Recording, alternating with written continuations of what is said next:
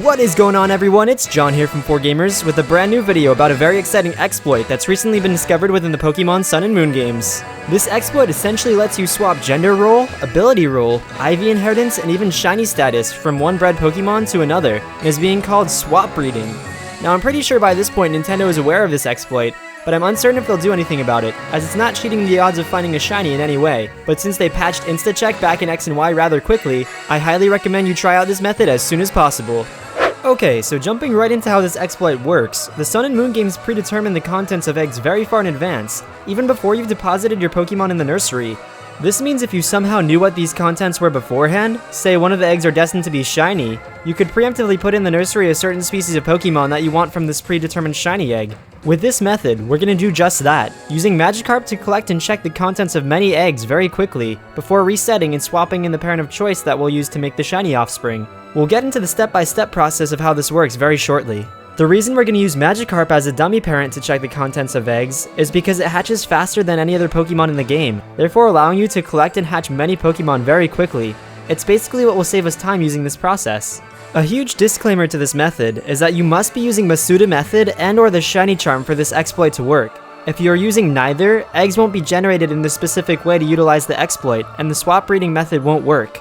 Before we get into the step-by-step part of this guide, I'm going to advise you watch the whole video in its entirety before trying this for yourself, as I cover a few special exceptions at the end of the video that, if not dealt with properly, will result in you losing your shiny, and no one wants to lose a shiny.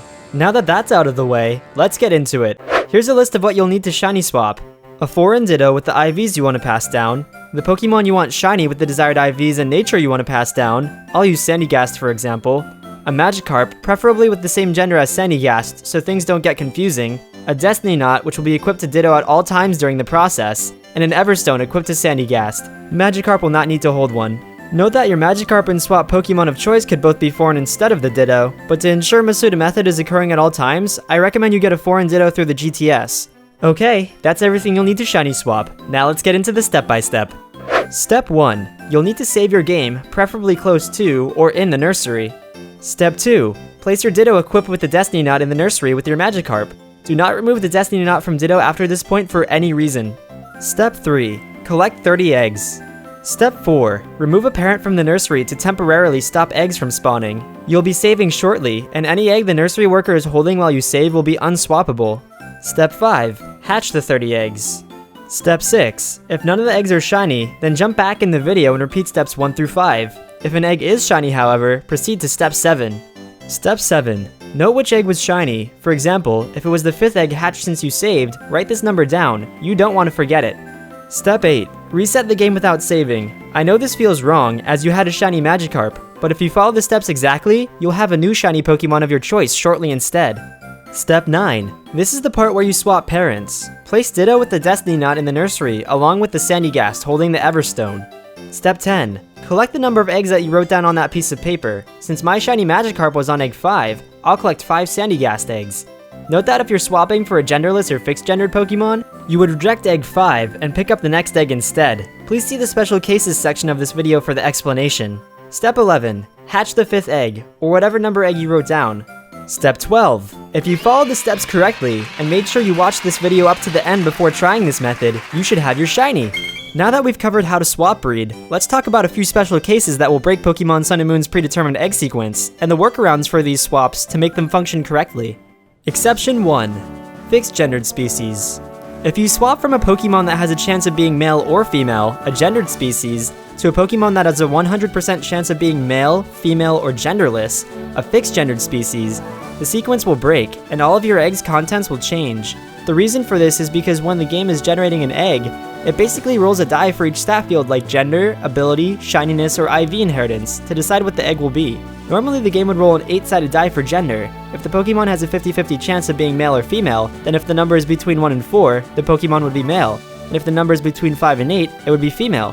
For fixed-gendered species, however, a dice roll for gender is not necessary, as the Pokemon will always be that certain gender, so the game skips the dice roll for the gender field and thus offsets every other roll for that egg, shifting each roll by 1, and resulting in completely different eggs being generated than had previously been predicted.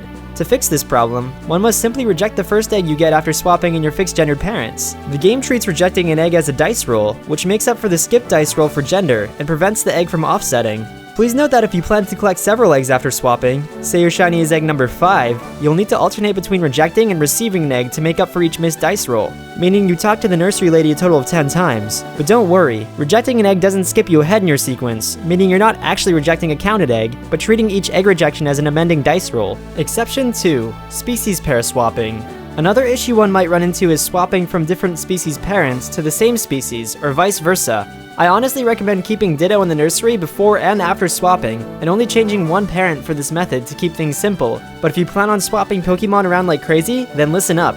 Swapping from a same species pair to a different species pair creates an issue, because same species pairs adds a roll for ball inheritance. To fix this extra roll, one must simply receive an egg before rejecting one after swapping parents.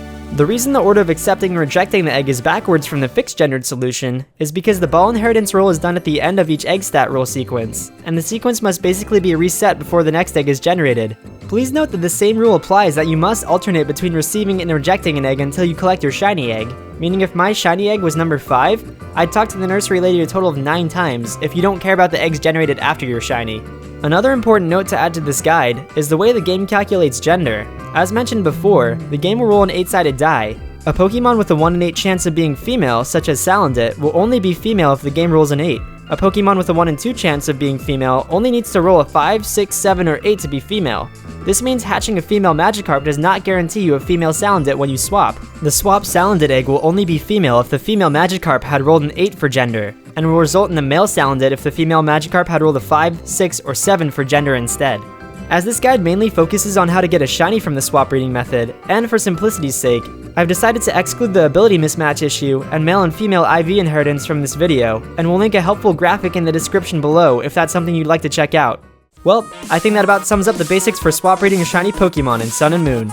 If you have any questions, please feel free to ask, and if this video helped you out, please consider subscribing to the channel. Thank you so much for watching. Until next time, I'm John from 4Gamers, signing off.